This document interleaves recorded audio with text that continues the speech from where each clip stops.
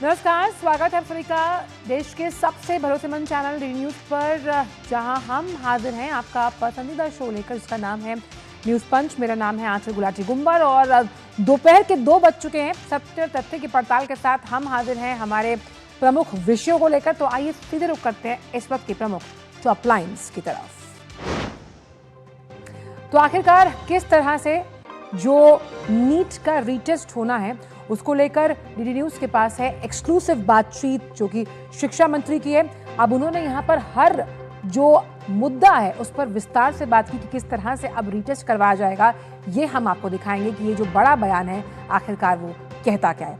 इसके बाद बात होगी बहुचर्चित ट्विशा के केस की, जहां अब ट्विशा की सास जिनकी गिरफ्तारी हुई है, अभी कोर्ट में पेशी चल रही है। किस तरह से जब उनसे पूछताछ की जाएगी, अगर उन्हें रिमांड मिलती है सीबीआई को, तो कितने राज खुलेंगे। इसके बाद बात करेंगे हम सोशल मीडिया से जुड़ी हुई कि आखिरकार अब क्यों आपका जो फेसबुक, इंस्टाग्राम और वो जो व्हाट्सएप चलाते हैं ना, स्क्रॉल करते हैं, वो अब फ्री नहीं है।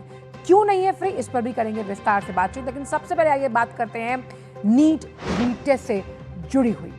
डीडी न्यूज से केंद्रीय शिक्षा मंत्री धर्मेंद्र प्रधान ने खास बातचीत में कहा है कि छात्रों के मामले में राजनीति ना हो और कुछ ऐसा ना किया जाए जिससे लेकर छात्रों में कंफ्यूजन हो। अब आप सोच रहे हो कि ये उन्होंने कब कहा। एक्सक्लूसिव बातचीत की उन्होंने डीडी न्यूज के साथ और वहां पर उन्होंने कहा कि किस तरह से जब रीटेस्ट करवाया जाएगा नीट का, उसे लेकर छात्रों में कोई कंफ्यूजन नहीं होनी चाहिए और हर सवाल का सटीक जवाब धर्मेंद्र प्रधान देते हुए नजर आए। जहां पर उन्होंने कहा कि किस तरह से जो अफवाहों का बाजार गर्म है नीट रीटेस्ट को लेकर, लगातार उन्होंने अपील की कि पुनर्परीक्षा को लेकर पुख्ता तैयारी है और परीक्षा केंद्रों तक सुरक्षित कैसे पेपर पहुंचाए जाएंगे, इसमें अब वायुसेना ने यह जिम्मा संभाला है क्योंकि उनका सहयोग लिया जाएगा। ये बड़ी बात कही है धर्मेंद्र प्रधान ने। आइए आपको सुनवाते हैं। तो शिक्षा मंत्री धर्मेंद्र प्रधान से खास बातचीत हुई है, हर सवाल का उन्होंने सटीक जवाब दिया और उन्होंने 2 बहुत अहम बातें कही। पहली कि अफवाहों पर ध्यान ना दिया जाए, क्योंकि ऐसे मामलों में अफवाहें जो हैं वो भ्रम फैलाती हैं और इसीलिए साफ तौर पर उन्होंने कहा कि जो पुनर्परीक्षा है जो की जाएगी, उस पुनर्परीक्षा के लिहाज से वायुसेना की मदद ली जाएगी। इस बात का उन्होंने जवाब दिया और साथ ही साथ उन्होंने ये भी कहा कि किस तरह से जो तैयारी है उनके मंत्रालय की पुनर्परीक्षा को लेकर वो पुख्ता है। इसीलिए परीक्षा केंद्रों तक अब प्रश्न पत्र जो ले जाया जाएगा उसमें वायुसेना का सहयोग लिया जाएगा और इसीलिए यह खास बातचीत जो है, जिसके अंश हम आगे भी आपको सुनवाएंगे कि किस तरह से जो शिक्षा मंत्री हैं उन्होंने ये कहा कि किसी भी जो परीक्षार्थी है उसे चिंता करने की ज़रूरत नहीं है, सरकार उनके साथ खड़ी है और ख़ास तौर पर लेकर जो अफवाहों का बाजार गर्म किया जा रहा है या इस पूरे मामले पर जो राजनीति की जा रही है वो नहीं होनी चाहिए। और आइए आपको सुनवाते हैं कि उन्होंने अपनी इस एक्सक्लूसिव बातचीत में जो कुछ कहा है वो हम आपको बताएंगे। लेकिन आपको ये बताएं कि नीट पेपर लीक मामले पर सुप्रीम सुनवाई हुई थी। याचिकाकर्ताओं ने नई हाई पावर कमेटी बनाने की बात यहाँ कही थी और जो इसकी अध्यक्षता है वो रिटायर्ड जज से कराने की मांग की गई थी। अब इसमें कमेटी जो थी उसमें साइबर और फॉरेंसिक्स एक्सपर्ट शामिल हो, ऐसा याचिकाकर्ताओं ने कहा था और परीक्षा सुरक्षा की निगरानी की जाए, क्योंकि ये बहुत अहम मापदंड है किसी भी परीक्षा को करवाने के लिए। एनटीए बदला जाए, बड़ी बात है ये, या फिर कोई नया सिस्टम लागू किया जाए और नई संस्था तकनीकी रूप से मजबूत हो और ऑटोनॉमस हो, यानी कि वो स्वतंत्र तौर पर काम कर पाए। चलिए, ये तो जो सुप्रीम सुनवाई हुई उसमें जो प्रमुख केंद्र बिंदु याचिकाकर्ताओं ने कहे और सीबीआई अब 4 हफ्तों में रिपोर्ट देगी और याचिकाकर्ताओं ने जिस तरह से नई पावर कमेटी बनाने की मांग की है और जो तमाम इसमें अहम केंद्र बिंदु रखे गए हैं, उस लिहाज से कैसे आगे परीक्षाएं कराई जाएंगी ये देखना अहम होगा। और अब आपको बताते हैं, एक बैकग्राउंडर समझने की कोशिश करते हैं कि आखिरकार ये पूरा मामला जब हुआ था, यानी कि आपको बताएं कि 3 मई को परीक्षा थी, जिसमें करीबन 22 लाख से ज़्यादा छात्र जो थे वो शामिल हुए थे। 5,000 से ज़्यादा परीक्षा केंद्र थे और ये जो परीक्षा थी नीट की वो 551 शहरों में इसका आयोजन किया गया था। 14 विदेशी शहरों में एग्जाम हुआ था। लेकिन 12 मई को हुआ क्या? 12 मई को इस परीक्षा को रद्द करना पड़ा क्योंकि कहा गया कि परीक्षा का जो पत्र है यानी क्वेश्चन पेपर है वो कॉम्प्रोमाइज़ हो गया। सीबीआई को सौंपी गई ये जांच और इसीलिए उसके बाद ताबड़तोड़ गिरफ्तारियां हमने होते हुए देखी। उसके बाद कई चौंकाने वाले फैक्ट्स जो हैं वो हमारे सामने आए। तो उस लिहाज से अगर आप समझें, ये बड़ी बात है कि किस तरह से इस मामले पर सरकार अब जो है वो मिशन मोड में है, एक्शन लिया जा रहा है कि कैसे जब रीटेस्ट होगा उस रीटेस्ट के बाद यानी कि वो रीटेस्ट करवाया जाएगा, इसमें मदद ली जाएगी वायुसेना की। और आपको सुनवाते हैं वो प्रमुख अंश जिनमें जो शिक्षा मंत्री हैं धर्मेंद्र प्रधान, उन्होंने तमाम प्रमुख बातें कही हैं। आइए आपको सुनवाते हैं। छात्रों को आश्वस्त करना चाहते हैं कि जो गलती हुई है, हमारी ट्रस्ट को ब्रीच किया गया है। जो रक्षक था वही भक्षक हुआ। जो शिक्षक को हमने जिम्मेवारी दिया था क्वेश्चन बनाने के लिए, उन्होंने ही कॉम्प्रोमाइज़ हुआ है। उन्हीं के कारण ये अव्यवस्था शुरू हुई है। हमने एक कठोर निर्णय किया कि हमने एक भी सही विद्यार्थी के हक को परीक्षा माफियाओं के हाथ में सौंपना नहीं चाहते थे, उनके षड्यंत्र की शिकार नहीं होना चाहते थे। हमने इसीलिए गुणवत्ता और पारदर्शिता के लिए, क्वालिटी और ट्रांसपेरेंसी के लिए हमने कठोर निर्णय लिया है। हम बच्चों की मानसिक स्थिति को सम्मान करते हैं, उनको संभालना चाहते हैं और हमको एक एरर फ्री एग्जामिनेशन देने का पूरा हमारी प्रयास है। तो आप समझ सकते हैं, एक ऐसा एग्जामिनेशन दोबारा कराना पड़ेगा जहां वो एरर फ्री हो। साफ तौर पर शिक्षा मंत्री ने कहा कि जब ये कॉम्प्रोमाइज़ हुआ है क्वेश्चन पेपर, तो वो छात्रों की मनोस्थिति को समझते हैं। इसीलिए जब इस रीटेस्ट की बात की जा रही है, उसके लॉजिस्टिकल सपोर्ट के लिए अब जिम्मेदारी जो है वो वायुसेना को दी गई है और साफ तौर पर इसलिए कोई कोताही नहीं बरती जाएगी और सरकार जो है वो छात्रों के साथ खड़ी हुई है। आइए आपको कुछ और अंश सुनवाते हैं जिसमें साफ तौर पर शिक्षा मंत्री ने ये भी कहा है कि अफवाहों के बाजार को गर्म ना किया जाए क्योंकि मुद्दा और मामला संवेदनशील है।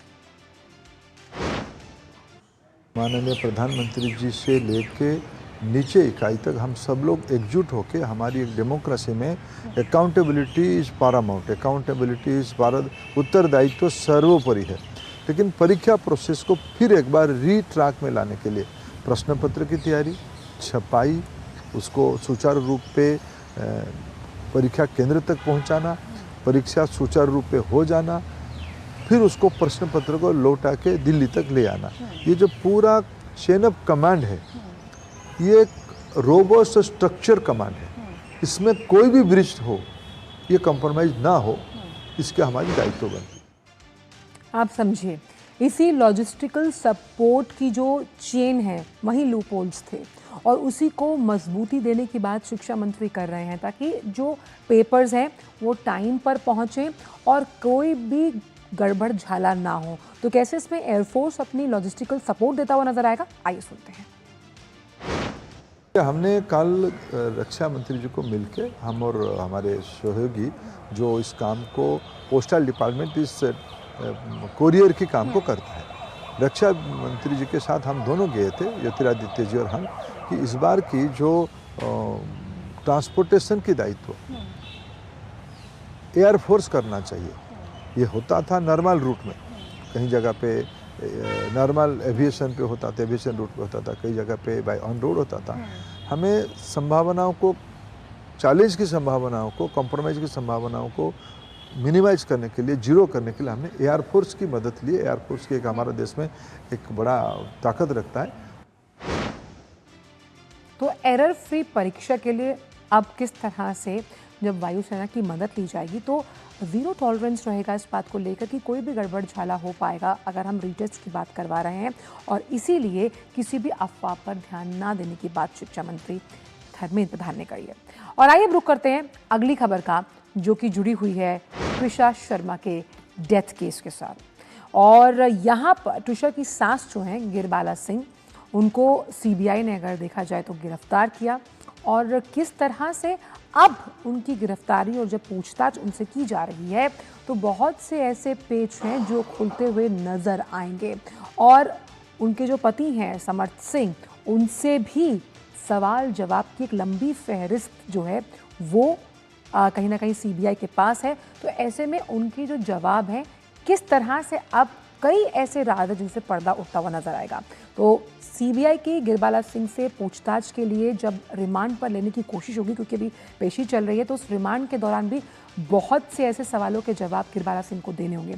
आपको बता दें कि मायका पक्ष जो है उसने पति और ससुराल पक्ष पर कहीं ना कहीं हत्या का आरोप लगाया है, जबकि जो ससुराल पक्ष है वो उसे आत्महत्या बता रहा है। और इस मामले में ट्विशा के जो पति हैं समर्थ सिंह, वो पहले से ही सीबीआई के रिमांड पर हैं। तो किस तरह से कई ऐसे राज हैं जो अब उनसे पर्दा उठेगा, कई ऐसे सवाल हैं जिनके जवाब गिरबाला सिंह को देने होंगे।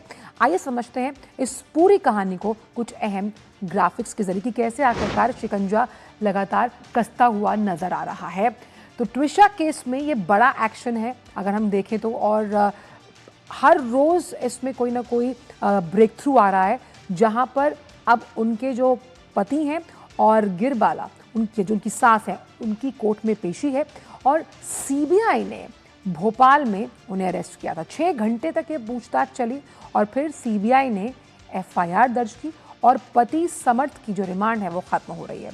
अब ये पूरा का पूरा जो ट्विशा शर्मा केस है, अब इसका हम बैकग्राउंडर समझते हैं, आपको सिलसिलेवार तरीके से बताते हैं कि आखिर हुआ क्या था। तो 12 मई को ट्विशा शर्मा का शव मिला था। 13 मई एम्स भोपाल में उनका पोस्टमार्टम किया गया। इसके बाद 14 मई को सास गिरबाला और बेटे समर्थ के खिलाफ एफआईआर दर्ज हुई। 15 मई गिरबाला सिंह की जो अग्रिम जमानत है यानी एंटिसिपेटरी बेल को मंजूरी मिली। 15 मई को जो उनके परिजन थे उन्होंने पोस्टमार्टम रिपोर्ट मानने से इनकार किया। 16 मई को हुआ ये कि जो परिजन थे वो चाहते थे कि जांच दिल्ली पुलिस को सौंपी जाए ताकि निष्पक्ष और स्वतंत्र तरीके से जांच हो पाए। और इसीलिए 17 मई को जो मुख्यमंत्री आवास है उसके बाहर धरना प्रदर्शन हुआ। 18 मई को भोपाल कोर्ट में समर्थ की अग्रिम जमानत यानी कि एंटिसिपेटरी बेल को खारिज कर दिया गया। और इसी बाबत फिर जो ट्विशा के परिवारजन वाले थे उन्होंने राज्यपाल को एक पत्र लिखा। और 18 मई को हुआ ये कि गिरबाला सिंह को कंज्यूमर फोरम से हटाने की मांग की, क्योंकि जिस तरह का उनका रुसूख रहा है जब हम कानूनी भाषा में बात करते हैं, क्योंकि वो खुद रिटायर्ड जज रह चुकी है, अगर वो इसका गलत इस्तेमाल ना करे। इस पर हम विस्तार से बात करते हैं। हमारे साथ आदित्य जुड़े हुए हैं इस वक्त भोपाल से। आदित्य, सबसे पहले ये जानकारी चाहते हैं, क्योंकि जब मैंने आपसे इस बुलेटिन के शुरू होने से पहले फ़ोन पर बात की थी तो मैं ये समझ रही थी कि उस वक्त पेशी चल रही थी। क्या पेशी खत्म हो गई है, और अगर खत्म हुई है तो सीबीआई ने कितने दिन का रिमांड मांगा है गिरबाला सिंह को लेकर? आंचल, जो टाइमलाइन आप बता रहे थे उसको अपडेट आप कर लीजिए, क्योंकि 5 दिन की सीबीआई रिमांड जो है वो मिल गई है दोनों की, समर्थ और गिरबाला की सीबीआई को। और कोर्ट ने जो है 2 जून तक दोनों को सीबीआई रिमांड पर भेज दिया है। ये हम अपने दर्शकों को एक बिल्कुल आप जो बात बता रहे हैं हम एक बार फिर से बता देते हैं, क्योंकि इनको सीबीआई लगातार इंट्रोगेशन के साथ करना चाह रही थी। गिरिबाला से को कल गिरफ्तार किया था और कोर्ट ने कल चूंकि पेश नहीं कर पाई थी तो आज कोर्ट में पेश किया गया। आज समर्थ को सबसे पहले मेडिकल कराया गया उसका, क्योंकि आज उसकी भी जो है रिमांड खत्म हो रही थी। तो उस दोनों को, माँ और बेटे दोनों को, यानी कि ट्विशा के पति और ससुर दोनों, सास दोनों को भोपाल कोर्ट में पेश किया गया और वहां पर जो है दोनों को रिमांड मांगी गई उनकी, और 5 दिन की रिमांड जो है वो सीबीआई को मिल गई है। और अब देखिए, अब बहुत अलग अलग एंगल से जांच होगी। दोनों को साथ बिठाकर भी पूछताछ की जा सकती है, ये पूरी संभावना है। समर्थ से अलग पूछताछ, गिरबाला से अलग पूछताछ की जा सकती है। इसके अलावा जो सबूत मिले हैं घर के अंदर, सीसीटीवी फुटेज हो, चैट्स हो, और जो तमाम आरोप परिवार के द्वारा लगाए गए हों, इन तमाम सबूतों के आधार पर भी इनसे पूछताछ हो सकती है। 360 डिग्री कैमरा एंगल जो है वो ऑलरेडी कल गिरिबाला सिंह के घर के सामने लगाया गया था।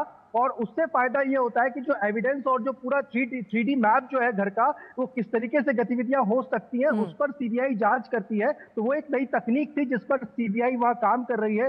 एक टनल टेक्निक भी कहा जा रहा है कि उसको भी सीबीआई अपना रही है इस पूरे केस को सॉल्व करने के लिए। तो आंचल ये मान सकते हैं कि सीबीआई कोई मौका नहीं छोड़ना चाहती या कोई ऐसी चीज नहीं छोड़ना चाहती जिससे अगर कोई दोषी है तो वो बच सके। ये मान के चलिए कि अब अगले कुछ दिनों में कुछ और बड़े खुलासे सामने आ सकते हैं। बिल्कुल, इसमें इस खबर के कई एंगल हैं और उसमें एक एंगल ये भी है कि जिस सीसीटीवी फुटेज का हवाला लगातार दिया जा रहा है, जहां पर ट्विशा के इस पूरे केस में गिरबाला सिंह के बारे में ये कहा गया कि उनके चेहरे के हाव भाव भी बहुत कुछ बताते हैं, तो ऐसे में इस पूरी पूछताछ में वो जो सीसीटीवी फुटेज है वो कितनी भूमिका अदा करता हुआ नजर आया, और खास तौर पर गिरबाला सिंह के सीडीआई यानी कि कॉल डिटेल रिकॉर्ड्स। आंचल, गिरिबाला सिंह ने क्राइम सीन मैनेजमेंट का कोर्स किया हुआ है, जज तो वो रही हैं। और आज देखिए कि जिस जज कोर्ट में वो जज थी वहीं पे वो पेशी के लिए खड़ी हुई थी, वहीं कटघरे में खड़ी हुई थी। और इन्होंने क्राइम सीन मैनेजमेंट का कोर्स किया हुआ है और सीबीआई को यही शक है कि कहीं ऐसा ना हो कि गिरिबाला सिंह ने क्राइम सीन के साथ छेड़छाड़ की हो या सबूतों के साथ छेड़छाड़ की हो, जो रिकॉर्डिंग्स है उनको हटाया हो। तो इस एंगल से भी सीबीआई बहुत गहनता के साथ जांच कर रही है। और देखिए पूरी टाइमलाइन है, मतलब जब आप रिकॉर्डिंग्स को देखेंगे तो हम देख रहे हैं कि सीढ़ियों से तीन लोग हैं जो एक बॉडी को लेकर नीचे उतर रहे हैं। फिर गिरिबाला सिंह आती हुई दिखाई दे रही हैं, उनकी बॉडी लैंग्वेज एक अलग तरीके की चल रही है। वो ये कह रही है कि परिवार की तरफ से मेरे पास फोन आया और उन्होंने कहा कि शी इज नो मोर, और उसके बाद जो है उनको सीपीआर देते हुए लोग जो है वो दिखाई दे रहे हैं। ये तमाम चीजें हैं। फिर बात गर्भपात को लेकर आती है कि उसका जो गर्भपात हुआ वो ट्विशा की मर्जी से हुआ या परिवार के दबाव की वजह से उसको करवाया गया है। इन सब एंगल्स से भी जांच जो है वो सीबीआई करेगी, क्योंकि परिवार लगातार ये कह रहा है कि हत्या का मामला है, क्योंकि पोस्टमार्टम के समय उसकी बॉडी पर कई सारे निशान थे जिनसे ये साबित होता है कि उसको मारा गया है। इसमें एक 2 फोन थ्योरी भी है जो कहीं ना कहीं बताते हैं कि ट्विशा के पास 2 फोन थे, और ख़ास तौर पर उस पर्सनल फ़ोन में वो पर्सनल व्हाट्सएप चैट्स हैं जिनसे इस पूरी जांच का दायरा बढ़ेगा। और मुझे लगता है कि कहीं ना कहीं देखें तो एक बहुत बड़ा ब्रेक थ्रू मिल सकता है सीबीआई को। बिल्कुल मिल सकता है, और उस चैट्स में ही गिरिबाला सिंह का और समर्थ का नाम था। इसी वजह से सीबीआई के पास एक पुख्ता ग्राउंड था। जो वो आज जब कोर्ट में आई गिरिबाला को लेकर, तो उसने वही तमाम ग्राउंड्स बताए हैं कोर्ट को कि हमारे पास ये यहाँ जगहों पर गिरिबाला सिंह पर आरोप हैं और इनके नाम आए हैं, लिहाजा हमें इनसे पूछताछ करनी है, हमें रिमांड दी जाए। यही वो ग्राउंड्स थे। और इसके अलावा गिरिबाला सिंह ने इस पूरे घटनाक्रम के बाद कई लोगों को फोन कॉल्स भी किए थे, क्योंकि वो जुडिशरी से जुड़ी हुई रही है, जज रही है, रिटायर्ड जज रही है और एक बेंच की जिला अध्यक्ष भी रह चुकी है। तो लिहाजा वो उन्होंने कई लोगों को फोन भी लगाए थे। तो किन लोगों को फोन लगाए, क्या बातचीत हुई है, किस तरीके से वो क्या चाहती थी, ये तमाम पर बड़ी बात यहाँ पर ये है आदित्य कि अब दोनों को अब रिमांड में 2 जून तक रहना होगा, और ऐसे में सीबीआई की कड़ी पूछताछ का सामना करना होगा, क्योंकि यहाँ पर बात न्याय की है। बहुत बहुत शुक्रिया आपका आदित्य इन तमाम जानकारियों को हमसे साझा करने के लिए। और आइए बात करते हैं मेटा की। जी हाँ, अपनी कमाई का दायरा बढ़ाते हुए मेटा, यानी कि जिसके जरिए पेरेंट कंपनी, जिसके जरिए आप इंस्टाग्राम, फेसबुक और व्हाट्सएप यूज करते हैं, अब उसके लिए प्लस सब्सक्रिप्शन प्लान वो लेकर आया है। अब ये प्लस सब्सक्रिप्शन प्लान कहता क्या है? वो कहता है कि भाई अब ये जो मेटा है उसे अपनी रेवेन्यू जनरेट करने के लिए किसी भी विज्ञापन पर निर्भर रहने की ज़रूरत नहीं है।